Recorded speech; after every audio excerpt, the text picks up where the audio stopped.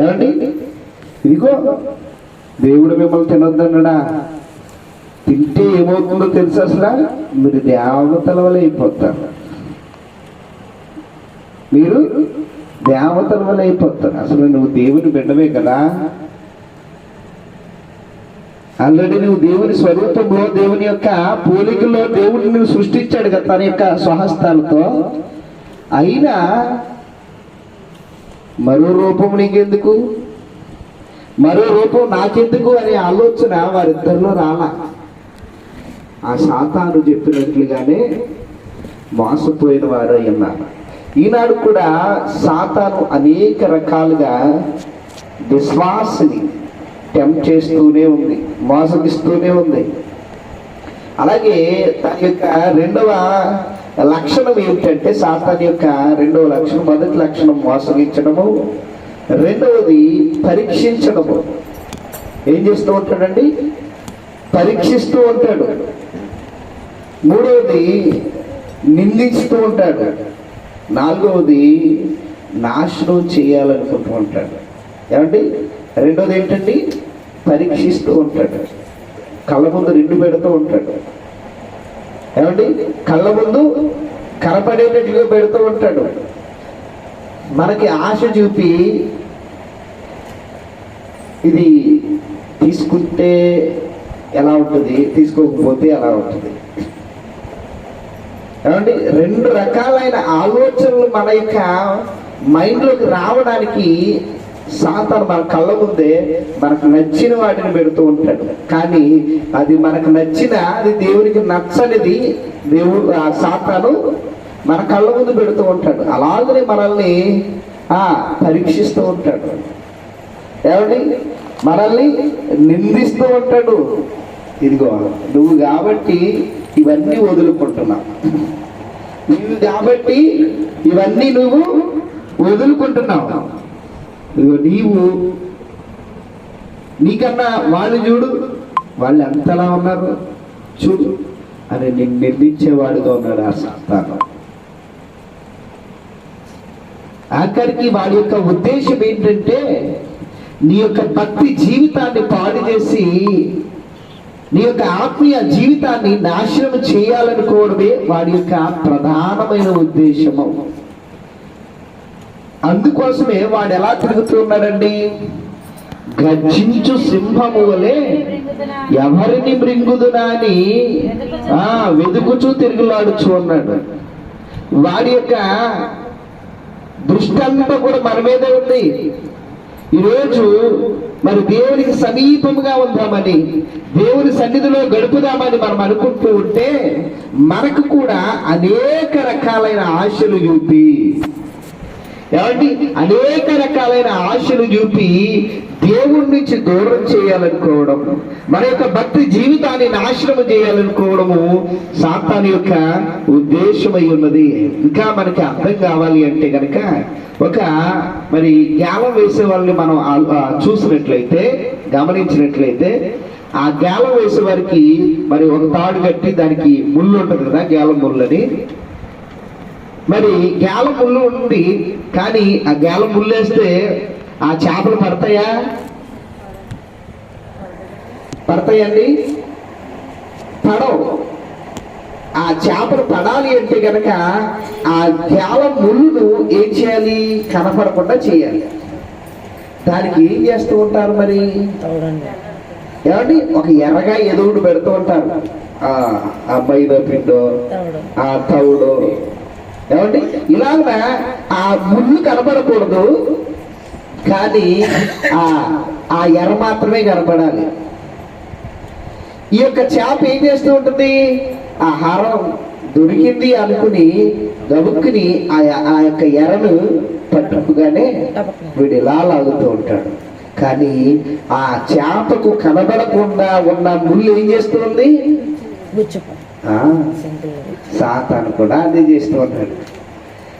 మనకేం చేస్తూ ఉంటాడు? మనకి ఏదైతే ఇష్టమో, మనం దేని మీదైతే మనసు పెట్టుకున్నామో దానినే మన కళ్ళ ముందు పెడుతూ ఉంటాడు. వాడి యొక్క ఉద్దేశం మనకు తెలీదు. వాడు వెనక ఏమి దాచి ఉంచాడు, ఏమి నష్టం కలిగించాలనుకుంటున్నాడు, ఎలాగున మనల్ని నాశనం చేయాలనుకుంటున్నాడు, వాడి యొక్క పన్నాగం ఏంటో మనకు అర్థం కాక వాడి యొక్క ఉచ్చులో మనం పడిపోయినప్పుడు ఎలాగైతే గేలం వేసిన వాడు గేలముకు ఆ యొక్క ఎర్రను ముంగిన చేపలు లాగుతూ ఉన్నాడో అలాగనే సాతాను కూడా మనల్ని కూడా అలాగనే లాగడానికి ప్రయత్నం చేస్తూ ఉన్నాడు. అలాగనే మనల్ని అలాగే దొరుకుతామని మన మీద కూడా తన యొక్క ఏం చేస్తున్నాడు, తన యొక్క పన్నాగాలు పన్నుతూ ఉన్నాడు. తన యొక్క మనల్ని మోసం చేయడానికి అనేకమైన ఆశలు మనకి చూపుతూ ఉన్నాడు. మరి యొక్క సాతాను యొక్క బంధకాలకు, దాని యొక్క కబంధ హస్తాలకు మనం చిక్కకుండా ఉండాలి అంటే ఏం చేయాలి? ఏం చేయాలి అంటే ఇందాక చదవబడిన వాక్యములో మనం ఆలోచన చేసినట్లయితే 4వ అధ్యాయం 7వ వచనం, దానికంటే ముందు దేవునికి లోబడి ఉండుడి. ఏం చేయాలండి? దేవునికి లోబడి ఉండుడి. మొదటి స్టెప్ ఏం చేయాలంటే దేవునికి మనము లోబడి ఉండాలి. కాబట్టి మనము దేవునికి సబ్మిట్ చేసుకోవాలి. కాబట్టి దేవునికి మనల్ని దేవునికి లోబడి ఉంటే, ఏమండి ఎందుకు దేవునికి లోబడి ఉండాలి అంటే కనుక మన యొక్క సొంత శక్తి చేత సాతానుని మనం ఓడించలేము. ఓడించగలమండి? సాతాను ఓడించాలి అంటే కనుక మన సొంత శక్తి, సొంత బలము, సొంత జ్ఞానము సరిపోదు. కనుక మనం ఏం చేయాలి అంటే కనుక దేవునికి లోబడి ఉండి దేవుని యొక్క అధికారము క్రింద మనం ఉండాలి. ఏమండి? దేవుని యొక్క అధికారం క్రింద ఉండాలి. మరి సామెతల గ్రంథంలో గ్రంథకర్త చెప్తూ ఉన్నాడు, నీ స్వబుద్ధిని ఆధారము చేసుకొనక, 3వ అధ్యాయం 5వ వచనం, నీ పూర్ణ హృదయముతో నీ దేవుడు విధేయులై ఉండాలి. ఒకసారి చూడండి 3వ అధ్యాయం 5వ వచనం, నీ స్వబుద్ధిని ఆధారం చేసుకొనక, నీ స్వబుద్ధిని ఆధారం చేసుకొనక, నీ పూర్ణ హృదయముతో యెహోవా యందు నమ్మిక ఉంచుము, నీ ప్రవర్తన అంతటి యందు ఆయన అధికారములకు ఒప్పుకొనుము, అప్పుడు ఆయన నీ త్రోవలను సరళము చేయను. దేవుని స్తోత్రం, హల్లెలూయా. ఎవడు మన స్వబుద్ధిని ఆధారం చేసుకోకూడదు. మన యొక్క మార్గాన్ని దేవునికి అప్పచెప్పాలి. మనము దేవునికి లోబడి ఉండాలి. మన యొక్క పూర్ణ హృదయముతో ఏమండి ఆయనకి లోబడి ఉంటే గనక, ఆయనకి మనల్ని మనము ఆయనకి లోబడి ఉంటే గనక ఆయన యొక్క అధికారం కింద మనం ఉండగలము.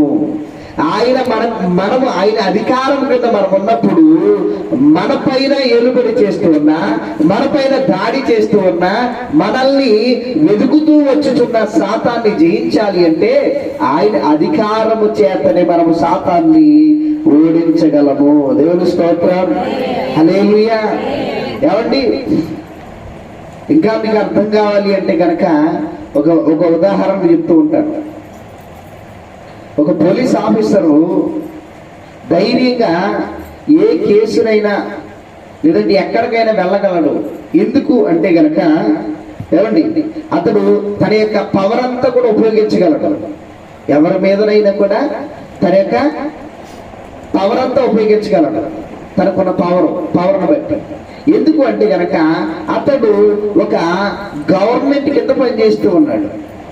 ఆ గవర్నమెంట్ వారు ఇచ్చిన అధికారము చేత ఎవరి మీదనైనా కూడా వారు ఏం చేయగలరు? ఎవరితో అయినా మాట్లాడగలరు, ఎవరితో అయినా పోరాడగలరు.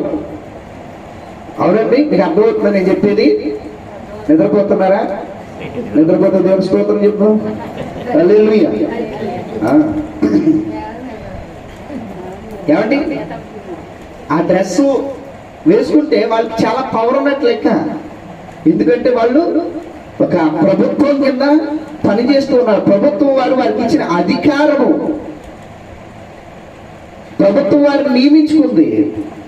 వారికి ప్రతి విధమైన పవర్స్ అనేవి గవర్నమెంట్ ఇస్తూ ఉంటుంది.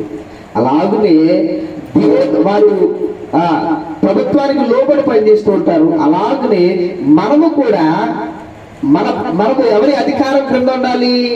ఎవరి అధికారానికి లోబడి ఉండాలంటే దేవుని యొక్క అధికారానికి మనము లోబడి ఉన్నప్పుడు పోలీసు వారు ఎవరు వచ్చినా ఏ రీతిగా మాట్లాడగలరో అలాగనే మన మీదకి ఎటువంటి అపవాది వచ్చినా, సాతాను వచ్చినా, ఏమండి ఏది వచ్చినా కూడా మనము ఎదిరించగలిగే సామర్థ్యము ఎవరిస్తారండి?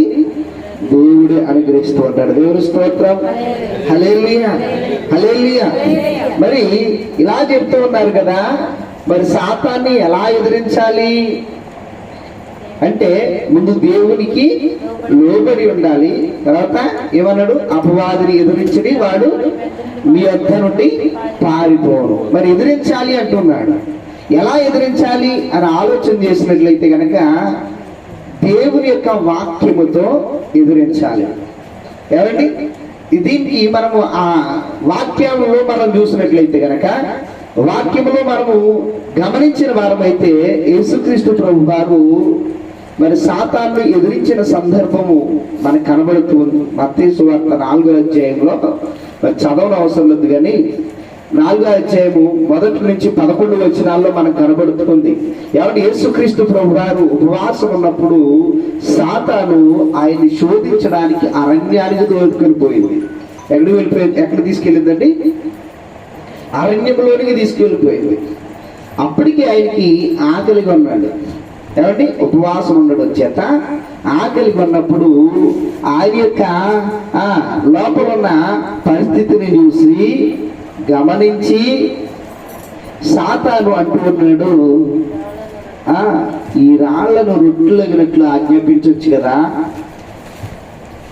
రొట్టెలైతే నీ యొక్క ఆకలి తీరుతుంది కదా అనే ఉద్దేశంతో యేసుక్రీస్తు ప్రభు వారు ఆ సాతానుతో లేదా సాతానికి సమాధానం ఇచ్చిన మాట ఏంటంటే, మనుషుడు రొట్టె వలన మాత్రమే కాదు కానీ దేవుని నోట నుండి వచ్చి ప్రతి మాట వలన జీవించు. తర్వాత ఇంకొక సందర్భంలో ఇలాగ యేసుక్రీస్తు ప్రభు వారు వాక్యంతోనే మరి సమాధానం చెప్పారని ఏమంటున్నాడంటే, ఒక ఎత్తైన శిఖరం మీద తీసుకెళ్ళిపోయి ఇక్కడి నుంచి దూకితే గనక మరి తన పాదముకు రాయి తగలకుండా వారు నిన్ను తమ చేతుల మీద ఎత్తు పట్టుకుందని ఉంది కదా, నువ్వు దూకు, దేవతలకు ఆజ్ఞాపిస్తాడు దేవుడు.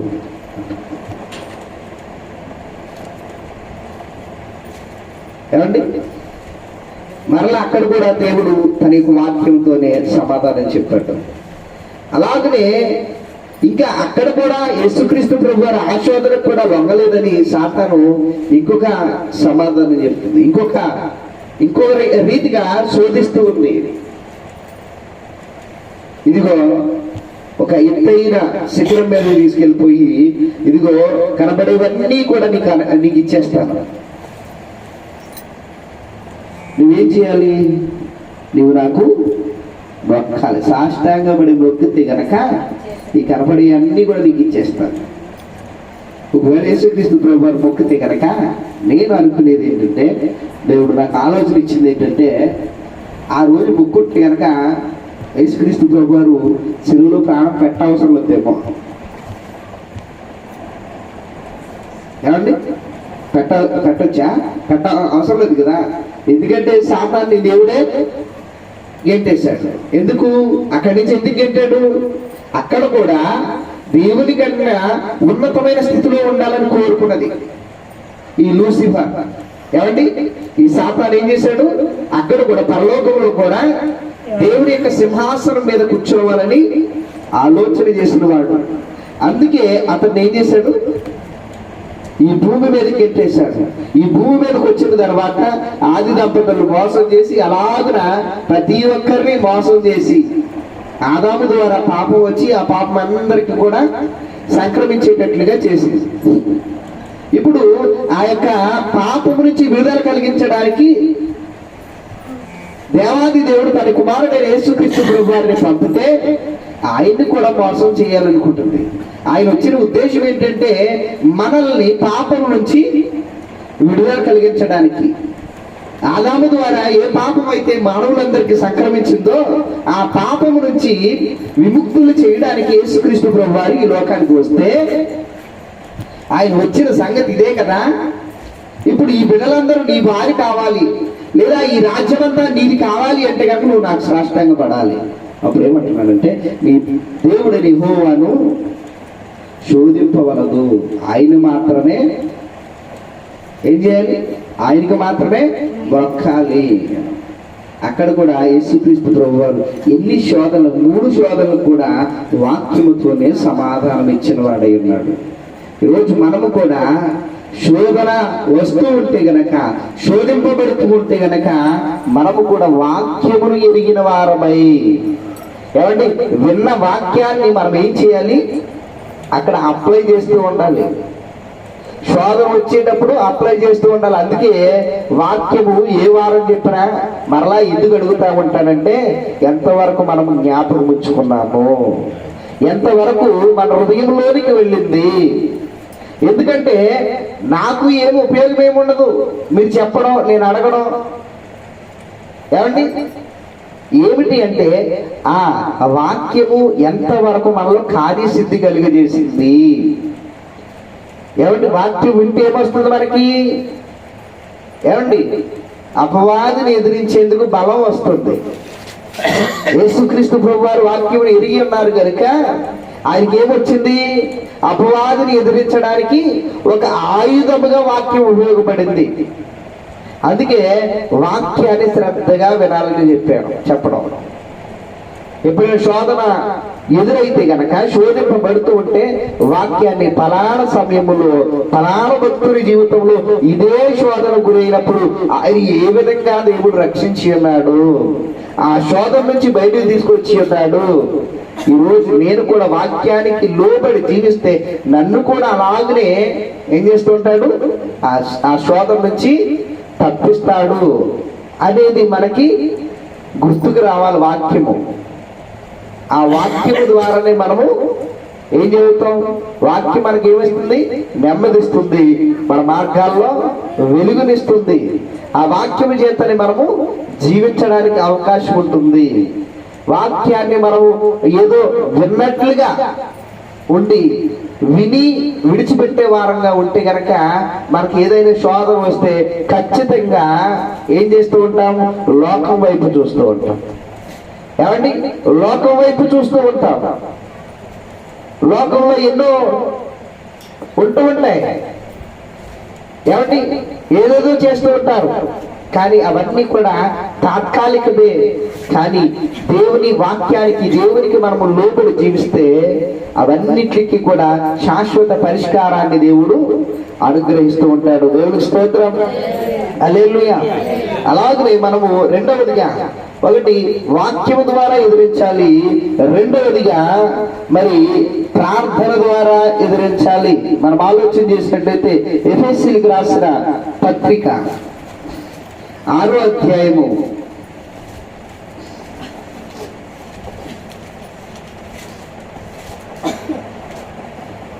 11వ వచనము, 10-11 వచనాలు.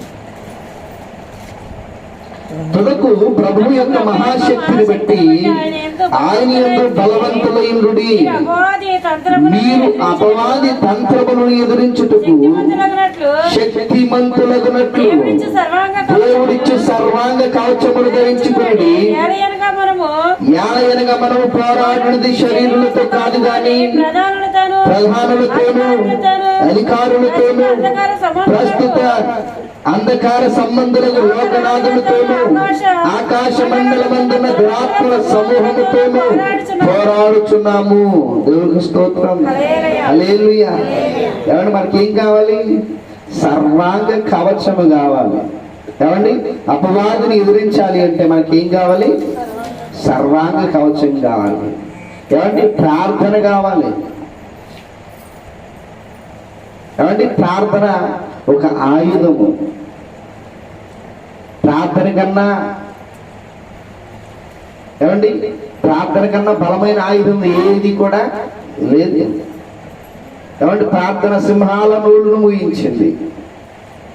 ఏమండి, ప్రార్థన అగ్నిగుండాన్ని చల్లార్చింది. ప్రార్థన ఎర్ర సముద్రాన్ని పాయలుగా చేసింది. ప్రార్థన ద్వారా అనేకమైన అద్భుతాలు జరిగాయి, జరుగుతూ ఉన్నాయి. అంతేందుకు ఇక్కడ కొనుక్కుని ఉన్నామంటే ఎన్ని సాక్ష్యాలు మనం వినలా?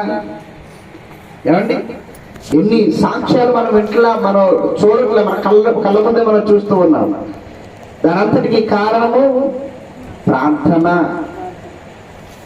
సాతాన్ని జయించాలి అంటే ప్రార్థన మనకు అవసరము. అన్నిటికన్నా బలమైన ఆయుధం ఏది అంటే కనుక ప్రార్థనే.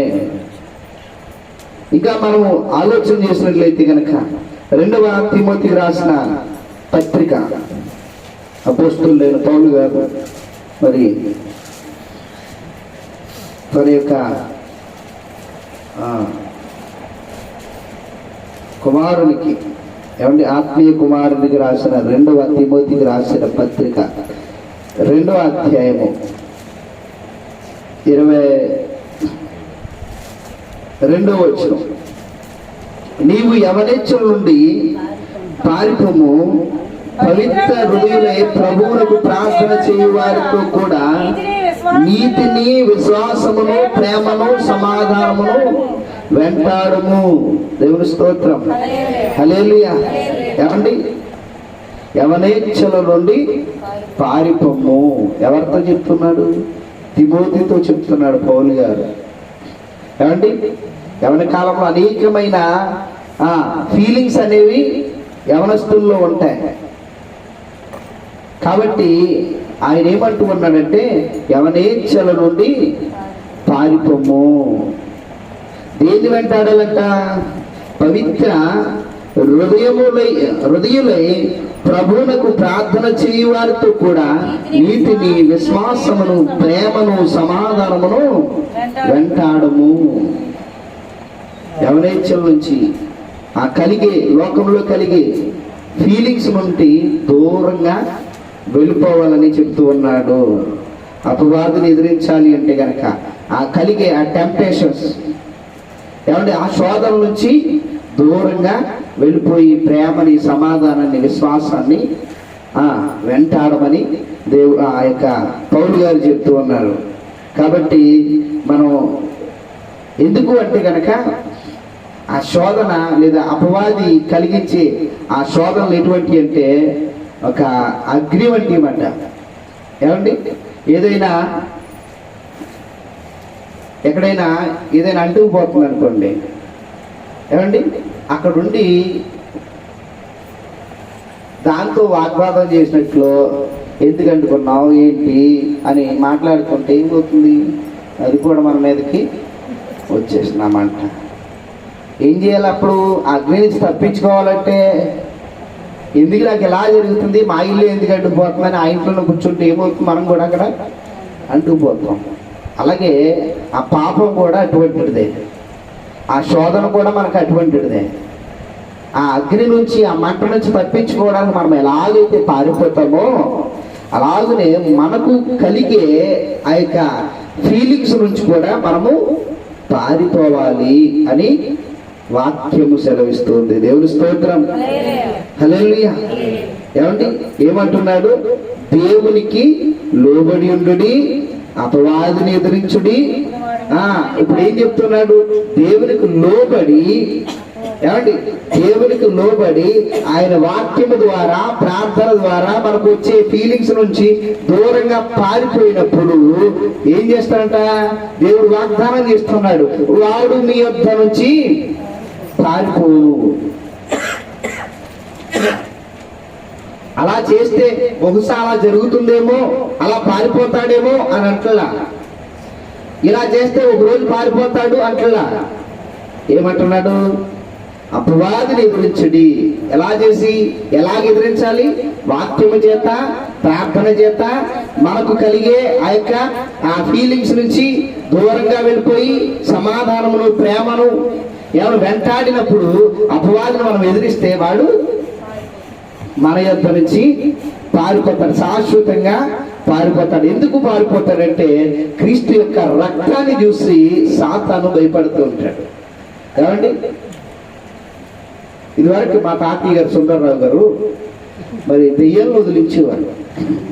ఏమండి, అప్పట్లో చాలా మరి ఇటువంటి చీకటి శక్తులు అనేక మందిని చాలా ఇబ్బంది పెట్టాడు. యేసు నామములో విడిచి పొమ్మని ఆజ్ఞాపిస్తే ఏమండి అవి వెంటనే పారిపోయాయి.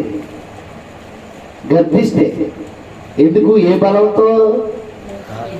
ఏమండి ఆత్మబలము, ప్రార్థన బలము.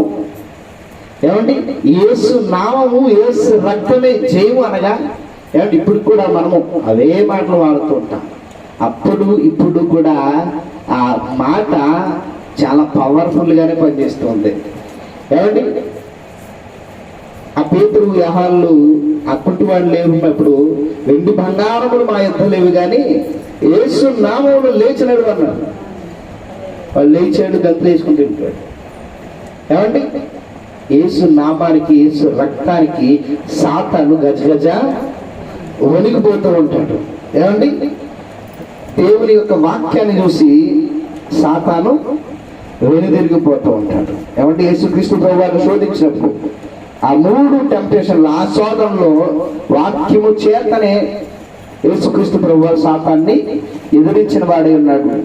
ఆ 3 సందర్భాల్లో వాక్యం అనే ఖడ్గాన్ని ఉపయోగించడం వల్ల సాతాను యేసుక్రీస్తు ప్రభు వారిని వదిలి వెళ్ళిపోయాడు. ఈరోజు కూడా మనము ఏ శోధన చేత మనము సాతాను యొక్క శోధనలు బంధించబడుతూ ఉన్నాము, లేదా ఏ శోధన చేత ఈరోజు మనపై దాడి చేస్తూ ఉన్నాడు అనేది మనం పరిశీలన చేసుకోవాలి. ఎందుకంటే శోధించబడుతూ ఉన్నాం, ఎందుకంటే దేవునికి సమీపం అవుతూ ఉన్నాం కనుక సాతాను శోధిస్తూ ఉంటాడు. సాతాను శోధిస్తూ ఉంటాడు కనుక మరి మనల్ని ఎలాగే శోధిస్తూ ఉన్నాడు? ఒకటి కోపం చేతనా? ఏమండి ఆటోమేటిక్గా వచ్చేస్తూ ఉంటుంది. ఏంటిది? కోపం. ఇవ్వవసరం లేదు కదా, డబ్బులు ఇచ్చి కొనవసరంలా, ఆటోమేటిక్గా కోపం అనేది వచ్చేస్తుంది. ఏంటి అంటే దేవునికి సమీపంగా ఉన్నాం. మన ఇంట్లో పిల్లలు మన సన్నిధులు గడపాలని మనం ఆలోచన చేసుకుంటూ దేవునికి దగ్గరగా ఉందామని అలా మోకరించినప్పుడు పిల్లలు వచ్చి అమ్మా అనేటప్పటికీ వెంటనే వచ్చేస్తుంది. ఏమన్నా రాదా? వచ్చేస్తుంది. ఆ కోపం చేత నిన్ను బాధిస్తూ ఉన్నాడా సాతాను? దాని చేత దాడి చేస్తూ ఉన్నాడా?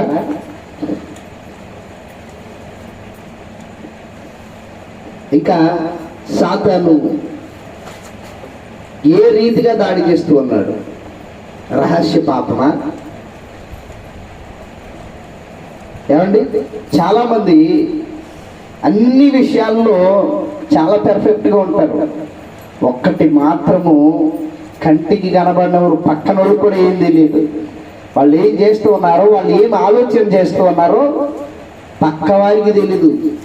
పిల్లలకు కానీ, భర్తకు కానీ, భార్యకి కానీ తెలియకుండా ఏం చేస్తూ ఉంటారు? రహస్య పాపము చేస్తూ ఉంటారు, దాస్తూ ఉంటారు. అది ఎవరికీ తెలియదు. నీకు, నీ అంతరాత్మకి, మనసాక్షికి, అలాగే పైనున్న దేవుడికి మాత్రమే తెలుసు. ఆ రహస్య పాపం మనలో ఉండి మనం ప్రార్థన చేస్తే మీ రహస్య పాపములు మీకును మీ దేవునికి అడ్డుగోడలుగా ఉన్నాయట. ఆ పాపములు ఏమున్నాయి? గోడలుగా ఉన్నాయి.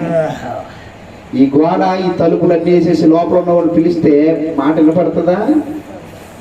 ఏమన్నా వినపడుతుందండి? వినపడదు. అలాగనే మన పాపములు కూడా అలాగున్నాయి.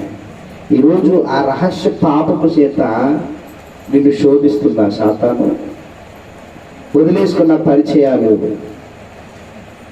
ఏమండి, ఇలాగున అనేక మందిని అనేక రకాలుగా సాతాను శోధిస్తూ ఉందా? దేవుడి దగ్గర అయినప్పుడే ఏమండి మనల్ని శోధించాలని ఇటువంటి తీసుకొస్తూ ఉంటాడు సాతాను. అటువంటిప్పుడు ఇది మనకి గుర్తు చేసినప్పుడు వెంటనే మనం ఏం చేస్తూ ఉంటాం? అమ్మో, ఎవరికి తెలియదు అనుకున్నా నీ పాపము తెలిసిపోయిందా? ఏమండి, తెలియదు అనుకున్నాను తెలిసిపోయిందా? ఇంకా వేరే ఆలోచనలోకి వెళ్ళకుండా ఇప్పుడు మనం చేసింది ఎవరికి తెలియదు అనుకుంటాం. ఒక్కొక్కసారి భర్త ఏదో బీరువాలో డబ్బులు పెట్టుకుంటాడు ఏదో అవసరానికి, ఈ లోపల ఎవరో ఏదో వచ్చి ఏ సామానమో లేదంటే ఏ చీరలో వచ్చింది ఏమండి వెంటనే తీసేసుకొని చీర కొనేసుకుంటాం. కానీ భర్తకు తెలియకుండా మేకప్ చేసేస్తాం. ఆయన ఆ అవసరానికి డబ్బులు పెట్టాను కదా అని అక్కడ చూస్తాడు, డబ్బులు లేవు. ఇప్పుడు తెలియదు అనుకున్నాం, ఇప్పుడు తెలిసిపోయింది. అప్పుడే అడుగుతాడు. అప్పుడే ఇద్దరి మధ్యన గొడవలు పెట్టడానికి సాతాను అప్పుడే జ్ఞాపకం చేస్తూ ఉంటాడు. ఏమండి, ఇలాగున ఇంకా అసూయ, ఏమండి కొన్ని కొన్ని వ్యసనాలు, అలసత్వము, వీటన్నిటి చేత సాతాను మనల్ని శోధించడానికి ప్రయత్నం చేస్తూ ఉంటాడు. ఏంటండి? కోపము, రహస్య పాపము, అసూయ, ఏమండి వ్యసనాలు. వ్యసనం అంటే ఏంటి? దానికి ఎడిక్ట్ అయిపోవడం, బానిస అయిపోవడం. వ్యసనం అంటే మనకి బాగా మా గురించి ఏం చెప్పుకోవాలంటే మొబైల్ అయిపోవడం, అదొక వ్యసనం. కొంతమందికి సినిమాలు వ్యసనం, కొంతమందికి తాగుడు వ్యసనం, కొంతమందికి సీరియల్ వ్యసనం, కొంతమందికి పొగ త్రాగడం వ్యసనం. ఏమండి, అంటే కొంతమందికి గేమ్స్ ఆటల వ్యసనం. ఇలాగ చూస్తే కనుక ప్రతి ఒక్కరు ఏ వ్యసనం అయితే మనకుందో ఆ వ్యసనమే మన కళ్ళ ముందు పెడుతూ ఉంటాడు సాతాను. అలసత్వము, ఏమండి ఎన్ని చేసినా ఎంత దేవుని ముందు సమీపంగా ఉండాలన్నా సాతాను మనల్ని ఇలాగున శోధిస్తూ ఉంటాడు. కాబట్టి దేవుడు మనల్ని ఏం చెప్తూ ఉన్నాడంటే ఈరోజు దేవునికి లోబడి ఉండుడి, అపవాదిని ఎదురించడి, వాడు మీ వద్ద నుండి పారిపోతాడు. ఎందుకంటే సాతానుడు మామూలుగా అయితే బలవంతుడే, కానీ మనము నమ్మిన దేవుడు సర్వశక్తిమంతుడు. దేవుని స్తోత్రం, హల్లెలూయా. ఏమండి, సాతాను ఎవరినైనా పడగొట్టగలడు, ఎవరినైనా మోసం చేయగలడు. కానీ మనము నమ్మిన లేదా మనము ఆరాధిస్తున్న దేవుడు సర్వశక్తిమంతుడు, సాతాను కన్నా బలమైన వాడు. ఆల్రెడీ సాతానుని మన దేవుడు జయించిన వాడై ఉన్నాడు. మన దేవుణ్ణి లేదా మనం ఆరాధిస్తున్న యేసుక్రీస్తు ప్రభు వారి పని ముగింపు చేసేయాలని సాతాను ఒక ప్రయత్నము చేసింది. ఆ ప్రయత్నములో భాగంగానే ఆయనను సమాధి చేయించింది. ఏమండి, ఆ సమాధి చేయించిన తర్వాత పని అయిపోయిందిలే, ఆయన రాడులే, ఆయన లేవలేడులే, ఆయన చనిపోయాడులే అనుకున్నది. కానీ 3వ రోజున సమాధిని గెలిచి ఆయన తిరిగి లేచిన వాడై ఉన్నాడు. సాతానుపై అధికారమును, ఏమండి సాతాను అధికారం కింద ఆయన లేడు. ఆయన సాతాను యొక్క పన్నాగమును, సాతాను యొక్క ప్రయత్నాన్ని పటాపంచులు చేసి మరణాన్ని సహితము తిరిగి లేచి వచ్చిన పునరుద్ధానుడిగా ఆయన ఉన్నాడు. ఏమండి, మరణాన్ని సహితము విరిచిన బలవంతుడు మన దేవుడు. ఈ లోకంలో అన్నిటికన్నా బలమైంది ఏంటంటే మరణమే. కానీ ఆ మరణాన్ని సహితము, మరణపు ముళ్ళను విరిచిన ఏకైక దేవుడు ఎవరైనా ఉన్నారా అంటే ఆయన యేసుక్రీస్తు ప్రభువారే. ఏమండి, ఆయన ఆల్రెడీ సాతాను పేరు విజయం దయచేసి ఉన్నాడు. ఇప్పుడు మనం విజయం కోసం పోరాడడం కాదు, కానీ ఇప్పటికే ఆయన సిలువలో ఆయన సాతానుపై విజయము సాధించి ఉన్నాడు. ఏమండి, విజయము నుండి మనము పోరాడుతున్నాం. దేవుని స్తోత్రం, హల్లెలూయా. సాతాన్ని జయించడానికి దేవుడే మనకి బలము అనుగ్రహించాలి. అలా బలము అనుగ్రహించాలి అంటే గనక మనం వాక్యముతోనూ ప్రార్థనతోనూ, ఒకవేళ దుష్ట సహవాసం సాంగత్యం మన చుట్టూ ఉంటే గనక దాని నుంచి దూరంగా వెళ్ళిపోయి మరి ఆత్మీయులతో మనము సహవాసం చేసేవారముగా మనము ఉంటే గనక ఏ శోధనైనా మనము జయించగలగడానికి దేవుని యొక్క అధికారం క్రింద మనము లోబడి ఉన్నప్పుడు దేవుడే మనకి ఒక శక్తిని దేవుడు మనకి అనుగ్రహిస్తాడు. అలాగా చేసేప్పుడు ఎంతటి అపవాది ఎన్ని ప్రయత్నాలు పన్నాగాలు పన్నినా ఆ పన్నాగాల నుంచి తప్పించుకునే శక్తి దేవుడు మనకి అనుగ్రహిస్తాడు. దేవుడు ఈ మాటలు మన వెనుకల్లో ఫలింప చేయడు కాక. ఆమేన్.